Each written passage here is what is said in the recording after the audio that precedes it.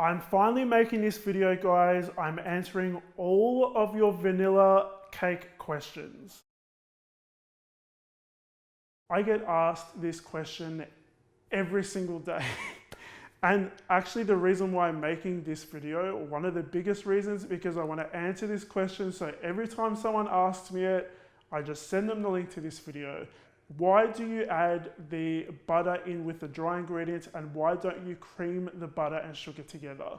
So the method I use is called the reverse creaming method. So it's the opposite of creaming the butter and the sugar together. You're kind of just crumbling it in with the dry ingredients. And I do this for a couple reasons. So I used to work in a bakery, and when you're in a bakery, you try to not cut corners, but you find ways to make things go quicker, because there's a lot of work to do in a bakery. So one of the reasons why we use the creaming or the reverse creaming method is because it's a lot quicker than using the creaming method. You don't have to wait for the butter and sugar to cream. You can just chuck it in with the dry ingredients and you're done.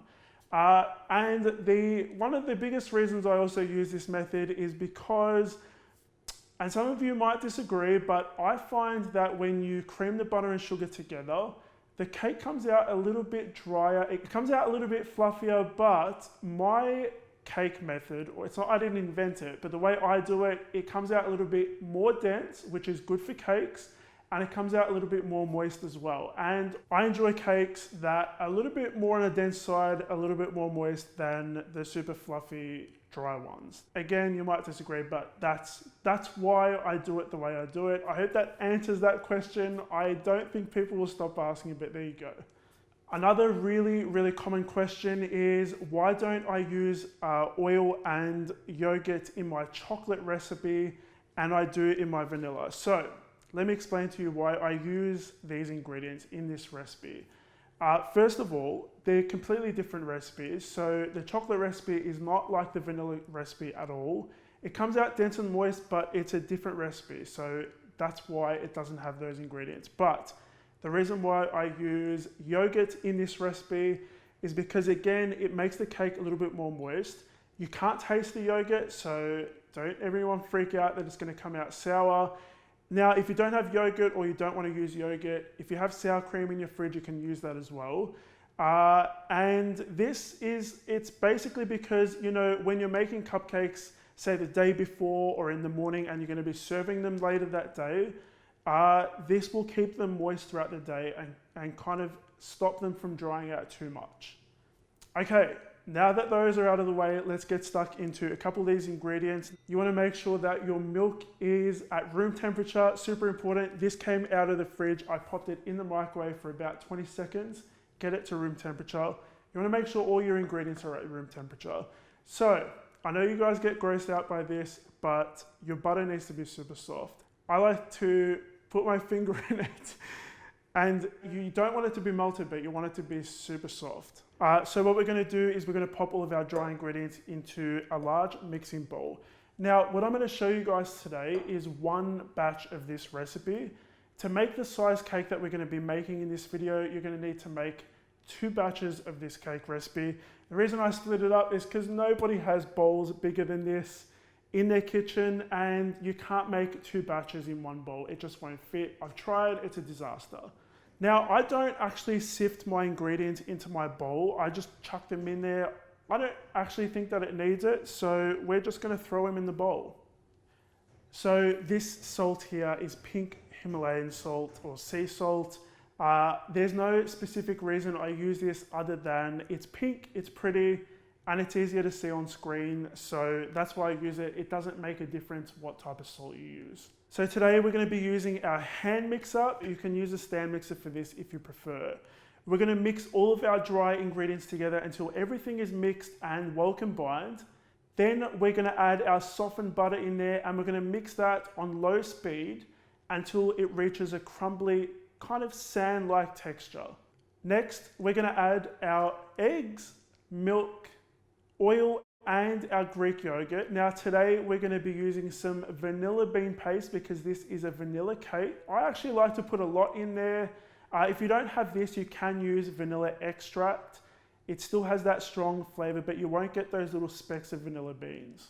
So you want to mix all of that until everything comes together. Now, once there's no dry ingredients showing, you want to stop mixing, scrape down the bowl just to make sure all of the bits at the bottom get mixed in properly. And then we're going to mix for a final 20 seconds on low speed. Our batter is done. What we're going to do is we are going to fill 3 of these 8-inch cake tins up. Now, if you don't have 3 of these handy, you can do them one at a time, it's fine. I'm going to show you guys how to line this with some baking paper.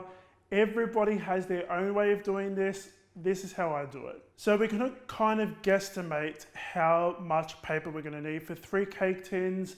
So I'm going to roll out some baking paper, kind of fold it in 3. We're going to use the bottom of the cake tin as a guide to trace a circle around our baking paper, and we're going to cut it out inside the trace. So that way that you don't have any of the pen in the cake baking with the cake.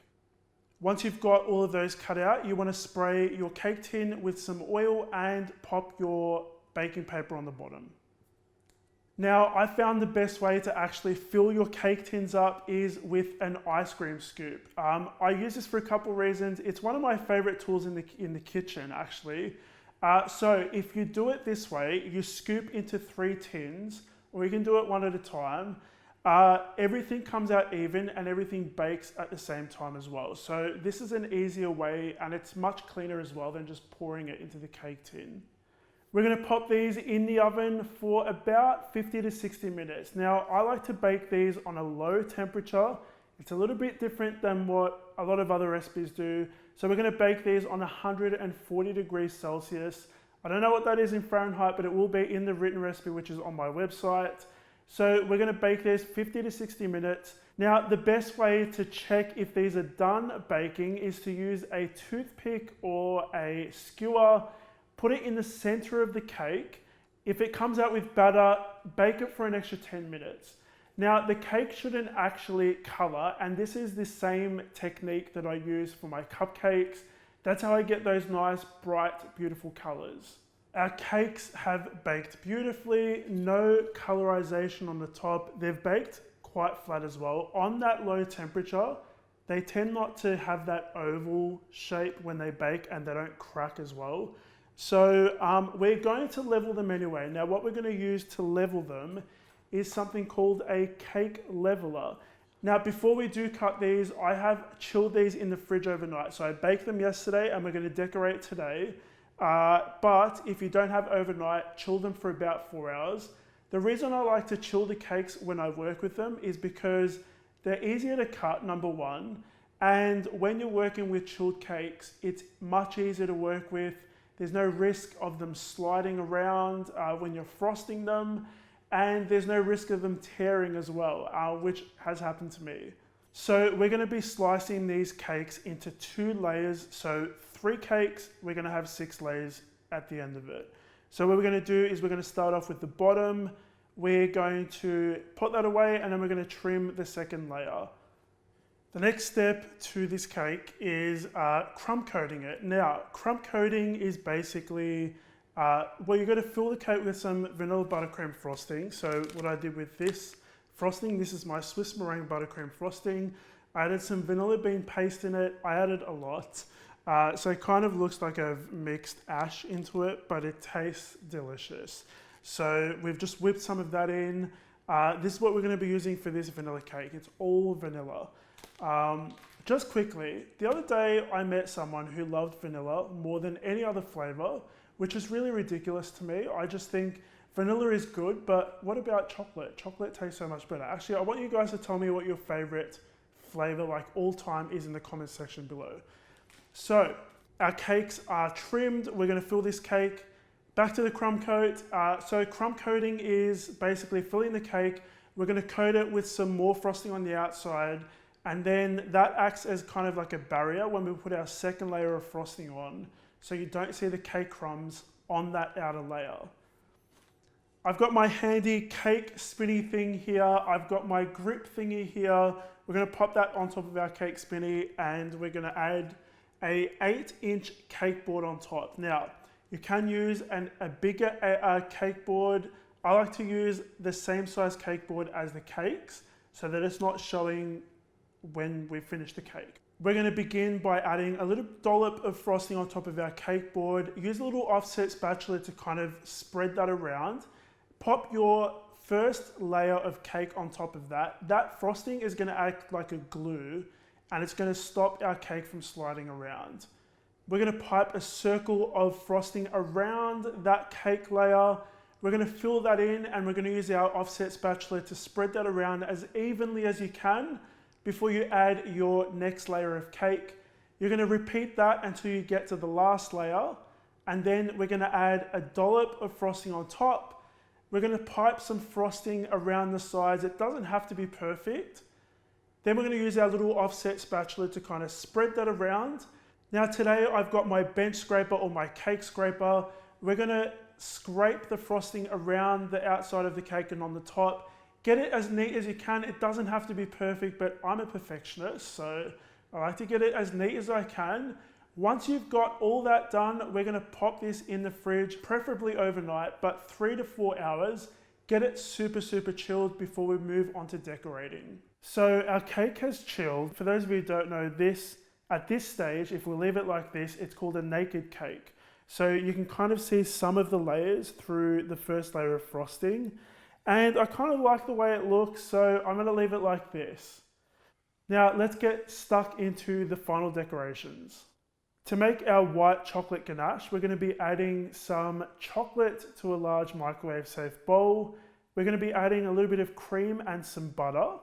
We're going to microwave this for about 20 seconds at a time, mixing each time until it's nice and smooth. Now, because this is a vanilla cake, I'm going to add a little bit of vanilla bean paste in there as well. Mix it in, and that is our white chocolate ganache. To finish off the decorations for this cake, we're going to be drizzling some of that white chocolate ganache over the sides. Once you've got all that drizzled, you're going to pipe some vanilla bean buttercream frosting. Now this is my Swiss meringue buttercream frosting, and I'm using a Wilton 1M tip to pipe some swirls on top of my cake. So our vanilla cake is finished. It looks gorgeous. It is very vanilla-y. What we're going to do is we're going to cut into this and I'm going to taste it. I know you guys liked that last time, so I'm going to give it a go again. And I do expect another like for this. Ta-da! Now that looks like a gorgeous vanilla cake. All right, let's get stuck into this cake. Okay, cake and frosting. Delicious. Okay guys, so I hope I answered all of your questions for this cake. Thank you so much for watching. Now, if you have any more questions about this recipe, leave them in the comments down below. I'll try and answer as many as I can, but hopefully I answered the questions that you guys have been asking. If you want to grab the recipe for this cake, it's going to be on my website, thescranline.com. A link for that is in the box below. Now, like I said, you can use this cake in any color, in any flavor. It's a very, very versatile recipe. Now, if you're new to this channel and you're watching for the first time, welcome. Make sure you hit the subscribe button because I upload 2 new videos a week for you guys. So that way you keep up to date with all of the latest videos. And if you enjoyed watching this video and you want to see more of these videos, make sure you hit the like button and I'll make more for you guys. Thank you so much for watching, guys. I'll see you all in the next episode of the Scran Line.